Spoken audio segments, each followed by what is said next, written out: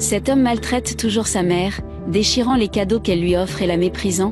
Il n'a aucune empathie puisqu'il lui crie dessus, lui disant de lui ficher la paix. Quelques jours auparavant, tout le monde est rassemblé et chante la chanson Happy Birthday pour célébrer une nouvelle année de vie. L'homme remercie tous ses amis d'être avec lui à ce moment-là. Il est très heureux de la présence de chacun d'eux. Sa femme est également très excitée par l'anniversaire de son mari, et l'un des amis invite tout le monde à porter un toast pour une autre année de sa vie, et ils le font tous volontiers.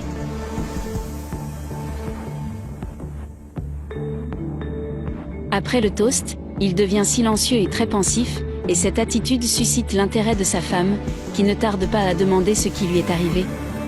L'ami répond alors à sa place en disant qu'il se souvient de sa mère qui est décédée. L'autre ami tente de le consoler, lui demandant de ne pas être comme ça, mais l'homme répond qu'il est triste, car si sa mère était vivante, elle serait là avec eux pour fêter son anniversaire.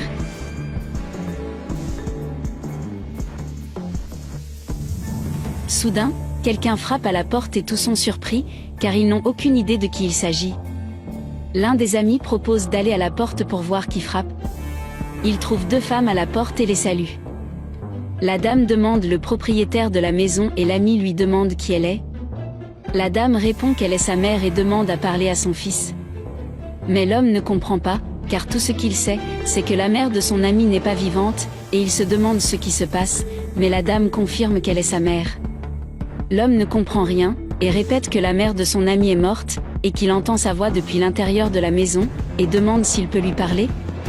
L'homme autorise les deux femmes à entrer, mais il trouve toujours tout très étrange. La femme trouve tout le monde réuni dans le salon et appelle son fils. L'homme demande qui est cette femme qui l'appelle, et elle répond qu'elle est sa mère. Mais l'homme nie cette information, disant que sa mère est morte. Elle répond qu'elle est là pour lui offrir un merveilleux cadeau, mais l'homme devient nerveux et crie sur sa mère. Mais elle lui répond que ce qu'elle a à lui dire est bien meilleur que n'importe quel cadeau qu'il pourrait avoir.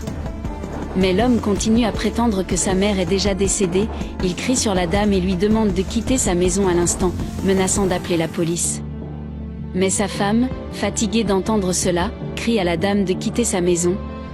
N'ayant pas le choix, les deux femmes partent, la dame pleurant à cause du rejet de son propre fils. Plus tard, l'homme parle encore de cette visite soudaine, commentant combien il est fou que cette femme apparaisse de nulle part dans sa maison, et sa femme dit qu'elle pourrait être une mendiante entêtée. Il y a une atmosphère gênante dans la maison, son ami l'approche en s'excusant d'avoir laissé entrer les deux femmes.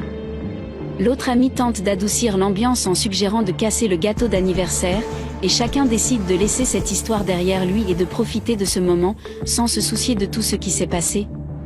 Ils célèbrent ensemble une année supplémentaire de la vie de l'homme, retrouvant l'humeur joyeuse qui était la leur avant que tout ne se produise. Quelque temps plus tard, la femme est au téléphone avec son ami, lui demandant une faveur pour son ami. Elle explique qu'une dame est arrivée chez elle, prétendant être la mère de son mari et qu'ils doivent faire le point sur cette situation. Lorsque son mari entre dans la pièce, elle fait semblant de parler d'autre chose avec son ami pour que son mari ne découvre pas ce qu'elle fait. Après qu'elle ait mis fin à l'appel, le mari demande à qui sa femme parlait, et elle répond qu'elle parlait à son ami, parce qu'il lui manquait. Le mari semble croire au mensonge de sa femme, et change de sujet en lui disant qu'il va au travail, car il est déjà en retard, et dit que plus tard ils pourront déjeuner ensemble. Elle dit au revoir à son mari avec des câlins et des baisers et il part, après qu'elle lui ait dit qu'elle l'aime. Lorsqu'elle reste seule, elle parle à son amie par message vocal, car elle a besoin qu'elle règle vraiment la question pour elle, qu'elle apporte l'adresse et d'autres informations si elle en a. Pendant ce temps, le mari est avec son ami, quand il commente l'épisode qui s'est produit la veille, et lui souhaite le meilleur, en disant combien il le mérite et quel homme battant il est. L'homme remercie pour les mots de réconfort et serre son ami dans ses bras. Mais ils sont interrompus lorsque la même dame s'approche. Il s'énerve devant l'insistance de la dame, se demandant si elle va désormais se tenir derrière lui dans la rue. L'ami essaie de garder son ami au calme, en expliquant à la dame qu'elle ne peut pas être sa mère. La dame continue à rester aussi calme que possible à l'intérieur, et lui dit qu'elle est là pour lui donner un cadeau, et lui donne quelques papiers. Mais il ne se soucie de rien de sa part, et dit nerveusement qu'il faudra aller à la police. La dame lui demande de le prendre, et insiste pour qu'il lise les papiers qu'elle a laissés pour lui. Il demande ce que sont ces papiers, et elle répond que c'est un cadeau pour lui. Puis, sans même lire ce qui y est écrit, il déchire les papiers, méprisant totalement le cadeau que sa mère lui a fait, lui ordonnant de dégager de son chemin et de le laisser tranquille, et sans aucun choix les deux femmes partent loin de lui. Pendant ce temps, sa femme arrive à une maison et frappe à la porte.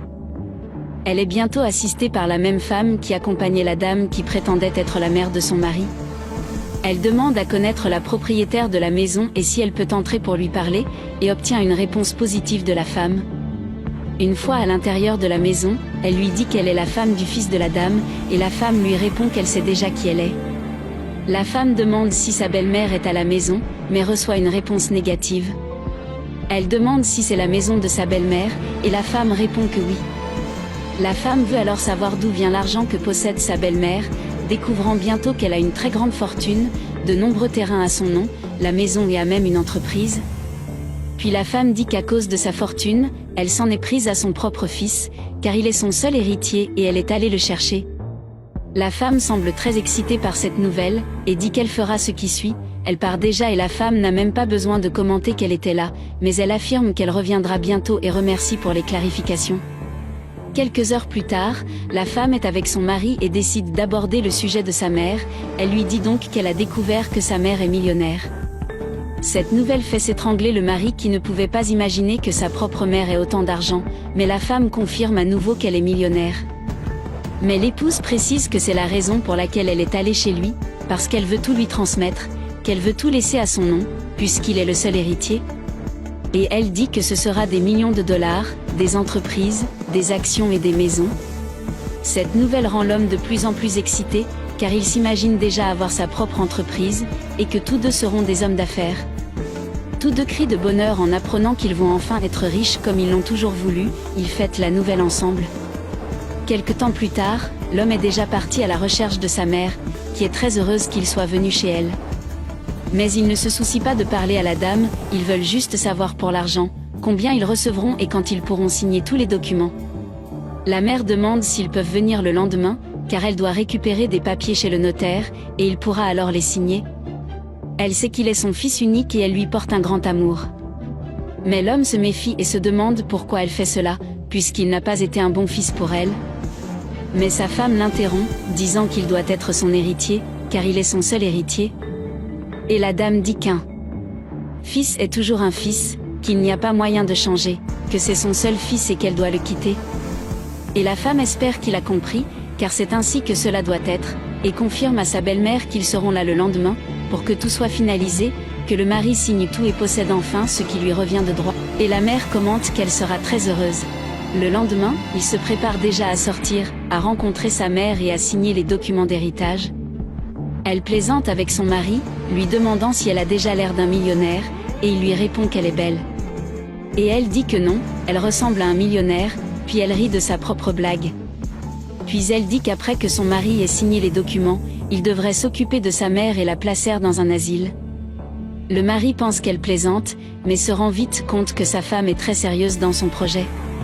Il lui répond qu'elle exagère déjà, et sa femme lui dit qu'ils pourront s'arranger plus tard. Déjà seul dans la pièce, l'homme ne semble plus aussi enthousiaste à l'idée de signer les documents,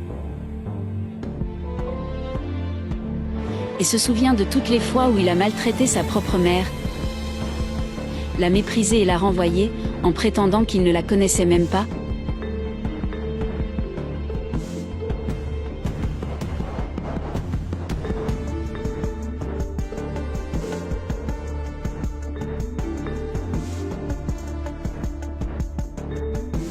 Plus tard, à nouveau chez sa mère, il lui demande si elle est absolument sûre de cette décision, et elle lui répond que oui, qu'il sait qu'il est son fils unique. Mais le mari continue à interroger sa mère, car elle sait qu'il ne l'a jamais bien traité toute sa vie, mais la mère sait que le cœur d'une mère n'est pas comme ça, qu'elle ne reniera jamais son fils et qu'elle continuera à l'aimer pour le reste de sa vie. Et il répond qu'il ne mérite pas cela, mais sa femme l'interrompt en disant qu'il le mérite, en pressant son mari de signer ses documents. La mère insiste pour qu'il signe tout de suite ses documents, car il est le seul à rester. Un rebondissement se produit lorsqu'il se met à pleurer, laissant les documents de côté et disant qu'il ne peut pas faire cela à sa mère. Il s'excuse auprès d'elle car il ne mérite pas d'être récompensé après tout ce qu'il a fait. Mais sa mère sait qu'il n'a pas ce cœur, qu'il est son fils unique et qu'elle l'aime beaucoup et veut tout ce qu'il y a de bon dans sa vie.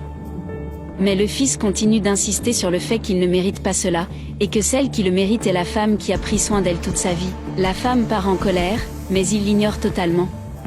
La mère sait que son fils a bon cœur, et en ce moment il fait un beau geste, elle est très fière de son fils et l'aime beaucoup. Les deux s'étreignent, totalement émus après les déclarations, et le fils est très désolé de la façon dont il a traité sa mère depuis toujours. Il y a des fils comme lui, qui sont ingrats, qui ne reconnaissent pas, qui sont snobs et ont honte de leur mère, mais l'amour d'une mère est inconditionnel, et elle pardonnera toujours.